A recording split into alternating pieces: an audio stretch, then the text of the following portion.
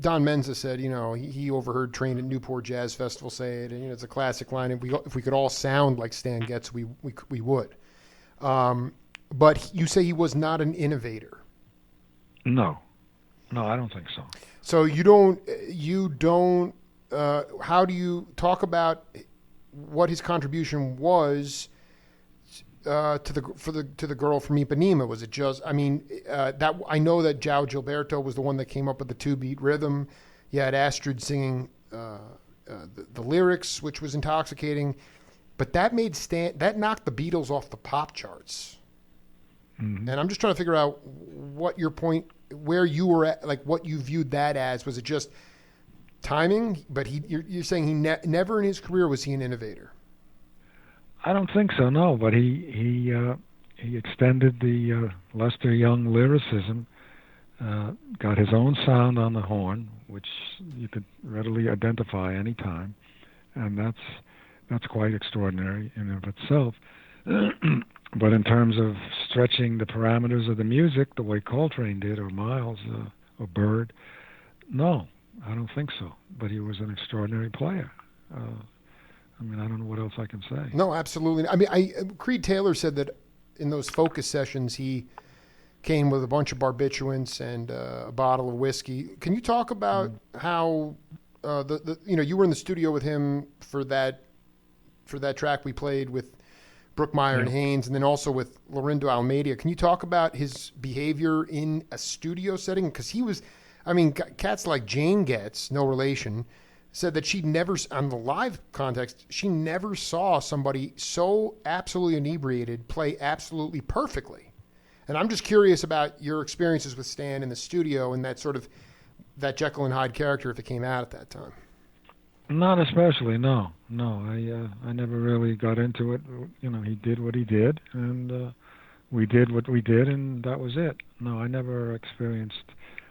But you said which guy's showing up tonight? So I mean, can you talk about a time when because Richie Byrack would say, 1 minute he'd be a total asshole, and then the next minute he'd be taking your whole family out for dinner. I mean, can you talk about some of that erraticism that personally? Oh, Lord.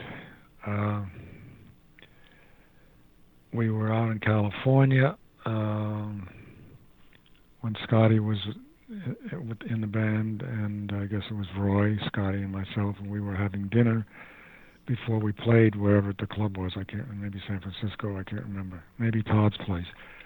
We're having dinner, and we had played maybe a night or two prior to that, and Stan was sort of paranoid about the fact that at times Scotty was not laying down the time the way he would like.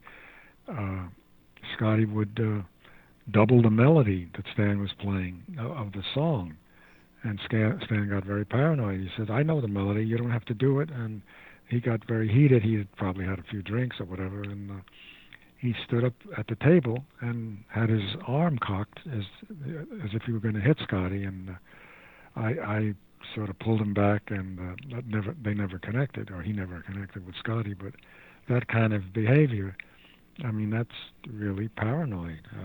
Scott played the way he did and was extraordinary, and so if he felt like playing the melody, so what? Nobody else was doing it, and that's just the way Scott was. So I remember that vividly. Wow. So I mean that really just came from deep insecurity, because nobody in the audience picked up. It was just him feeling like, even though Scotty wasn't trying to be a hot dog, right? He wasn't trying to be a show. No, absolutely not. No, it was just natural for Scott to do what he did, and nobody else did it that way at that time. So it was. Fortunately, it didn't get to fisticuffs, but it was very. Of course, brother. Say again? What do you think that is? At first, I didn't know. I know. I mean, that was done in 1960 or 61, I guess. That's right. Or was it 63? I don't know. No, you're spot. That's Minuet Circa. 1961. 61. Yeah. Steve Kuhn burning on the acoustic piano. That's what we let in with. And then the deluge of language and conversation between Getz and Brookmeyer and you and Haynes